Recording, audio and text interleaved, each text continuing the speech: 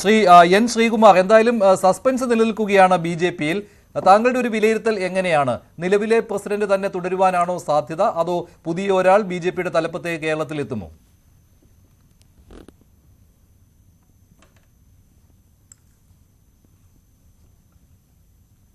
എന്നോടാണോ? അതെ, ശ്രീ എൻ ശ്രീകുമാർ.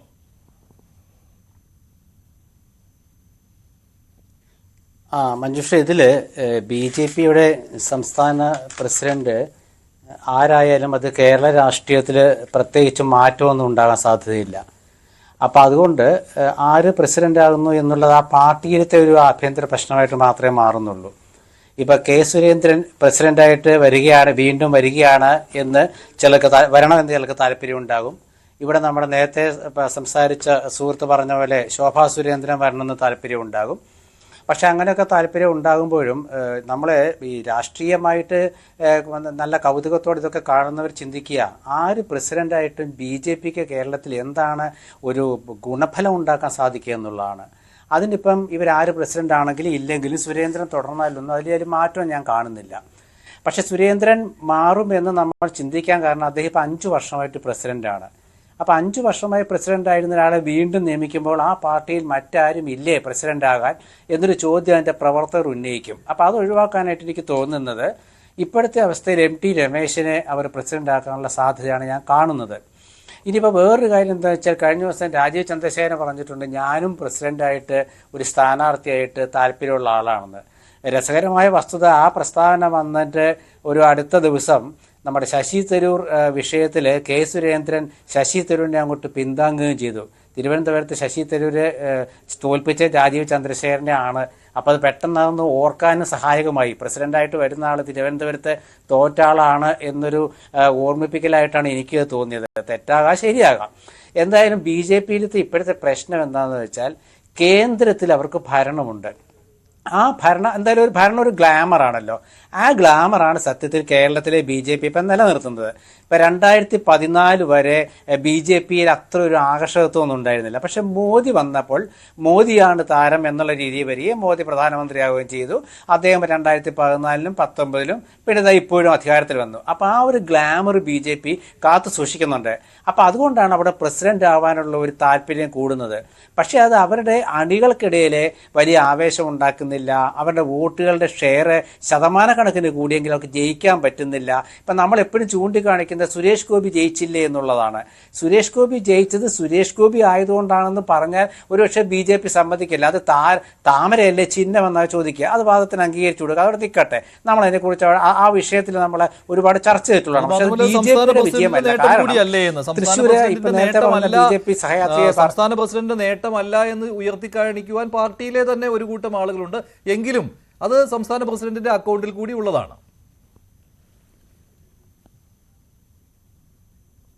അല്ല, അത് അന്ന് ജയിച്ച ശേഷം ശ്രീ സുരേന്ദ്രൻ പറഞ്ഞു, സുരേന്ദ്രന് വേണ്ടി ആരോ പോസ്റ്റൊക്കെ ഇട്ടു, അത് സുരേന്ദ്രൻ്റെ ഒക്കെ നേട്ടമാണ്. പക്ഷേ സുരേഷ് ഗോപി അങ്ങനെ പറഞ്ഞതായിട്ട് ഞാൻ കേട്ടില്ല.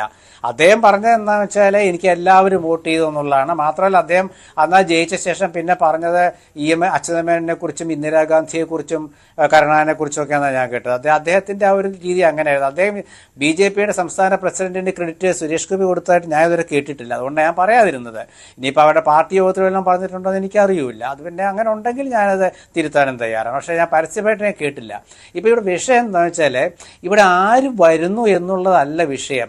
അവരിൽ താല്പര്യമുണ്ട്. അവരിൽ ഒരാൾക്ക് ആര് വരുന്നു എന്നുള്ള അവർക്ക് താല്പര്യമുണ്ട്. ഇപ്പം സംസ്ഥാന കൗൺസിൽ നാളെയോ മറ്റന്നാളോ ചേരുമല്ലോ. അപ്പോൾ ഈ സംസ്ഥാന കൗൺസിലിൽ ഇങ്ങനെ ഒരു ചർച്ച വരികയാണെങ്കിൽ സ്വാഭാവികമായിട്ട് 5 വർഷത്തെ ഒരാൾ പ്രസിഡന്റായിരുന്നാൽ പിന്നെ അത് മാറേണ്ട എന്നൊരു ചോദ്യം വരും. അപ്പോൾ എനിക്ക് തോന്നുന്നത് ശ്രീ സുരേന്ദ്രൻ മാറാനുള്ള സാധ്യതയുണ്ട്.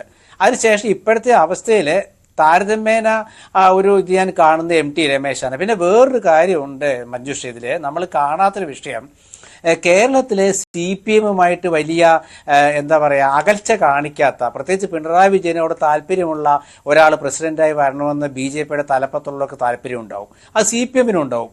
കാരണം സുരേന്ദ്രൻ പിണറായി വിജയൻ ആ ഒരു നല്ലൊരു ഇക്വേഷൻ ഉണ്ടായിരുന്നു. അത് ഈ അടുത്ത കാലത്ത് ഇപ്പം മിനിങ്ങാന്ന് തന്നെ ഡൽഹിയിൽ നമ്മളുടെ മറ്റേ കേന്ദ്രമന്ത്രി നിർമ്മല സീതാരാമനെ കണ്ടപ്പോൾ അന്ന് ഗവർണറുടെ സാന്നിധ്യമൊക്കെ ഉണ്ടായിരുന്നു.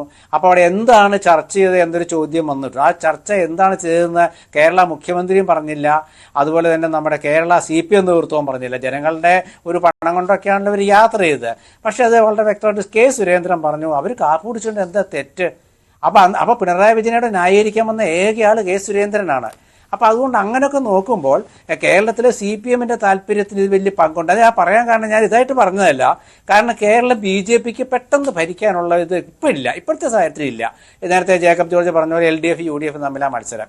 അപ്പോൾ അങ്ങനെയാണെങ്കിൽ ഒരു മൂന്നാം ഭരണത്തിൽ BJPയുടെ ഒരു സഹായം CPM ആഗ്രഹിക്കും, CPM ജയിക്കണമെന്ന് BJPക്ക് ആഗ്രഹം ഉണ്ടാവും. അപ്പോൾ അതുകൊണ്ട് ആ ഒരു ഇക്വേഷൻ പിണറായി CPM ബന്ധം കാക്ഷിക്കുന്ന ഒരാളെ പ്രസിഡന്റ് ആക്കണമെന്ന് ഒരു പക്ഷേ താല്പര്യം കണ്ടേക്കാം കോൺഗ്രസ് വിരോധത്തിന്റെ പേരിൽ. അപ്പൊ അങ്ങനെ വരുമ്പോൾ അത് സുരേന്ദ്രൻ തുടരുമോ എന്നൊക്കെ ചോദിച്ചാൽ അതിൽ നമുക്ക് ഉത്തരം കണ്ടെത്തേണ്ടി വരും. അല്ല, അങ്ങനെ കണക്കാക്കേണ്ടി വരും. കാരണം വെച്ചാൽ രാഷ്ട്രീയമാണല്ലോ മഞ്ജുഷ എന്തിന്റെ അവസാനം. കാരണം കോൺഗ്രസ് ജയിക്കാൻ പാടില്ല, UDF ജയിക്കാൻ പാടില്ല. കാരണം ഞാൻ പറയാൻ കാരണം വെച്ചാൽ MT രമേശ് എന്തുകൊണ്ടാണ് MT രമേശ് പ്രസിഡന്റ് ആകണം എന്ന് BJPയിൽ ഒരു വിഭാഗം ആഗ്രഹിക്കുമ്പോൾ എനിക്ക് തോന്നുന്നത് CPM നേതാക്കളാക്കട്ടെ എല്ലാവർക്കും കൂടുതൽ ബന്ധമുണ്ടെങ്കിലും MT രമേശ് അത്ര ഒരു ബന്ധമുള്ള ആണെന്ന് ഞാൻ കരുതുന്നില്ല. നേരെ മറിച്ച് ആ ഒരു കോഴിക്കോട് മറ്റേ പഴയ വെച്ച് നോക്കുകയാണെങ്കിൽ നമ്മുടെ BJPയുടെ സംസ്ഥാന പ്രസിഡന്റുമാരായിരുന്നവരെല്ലാം ഒരു CPM താല്പര്യമുള്ളവരായിരുന്നു. കുറേ കാലമായിട്ട് അങ്ങനെയാണ് കേരളത്തിൽ കണ്ടുവരുന്നത്. അതിൽ കുമ്മനം രാജശേഖരൻ മാത്രമാണ് ഒരു ഇതായിട്ട് ഞാൻ കണ്ടത്. കുമ്മനത്തെ വളരെ സാത്വികനായ ഒരു മനുഷ്യനെ പിടിച്ച് പ്രസിഡന്റ് ആക്കിയുകൊണ്ട് പാർട്ടി അദ്ദേഹത്തിന് കുറേ കഷ്ടപ്പാടുണ്ടായെന്നല്ലാണ്ട് അതുകൊണ്ട് പ്രത്യേകിച്ച് ഗുണമൊന്നും ഉണ്ടായില്ല. ശബരിമല ഇഷ്യൂ ഒക്കെ നമുക്ക് അറിയുന്ന കാര്യമാണ്. അപ്പം അതുകൊണ്ട് BJPയിൽ ആര് പ്രസിഡന്റ് ആയാലും പാർട്ടിയിലത്തെ ഒരു ചർച്ചയിൽ അത് അവസാനിക്കും. പൊതു താല്പര്യപ്രകാരം ആര് പ്രസിഡന്റ് ആയാലും കേരളത്തിലെ ഇതര രാഷ്ട്രീയ കക്ഷികൾക്ക് അതൊരു വിഷയമല്ല, CPMന് ഒരു വിഷയമായിരിക്കും. ശരി, ശ്രീ ഷാബു പ്രസാദ്, അതിനുള്ള മറുപടി അത് ഈ സമീപകാലത്ത്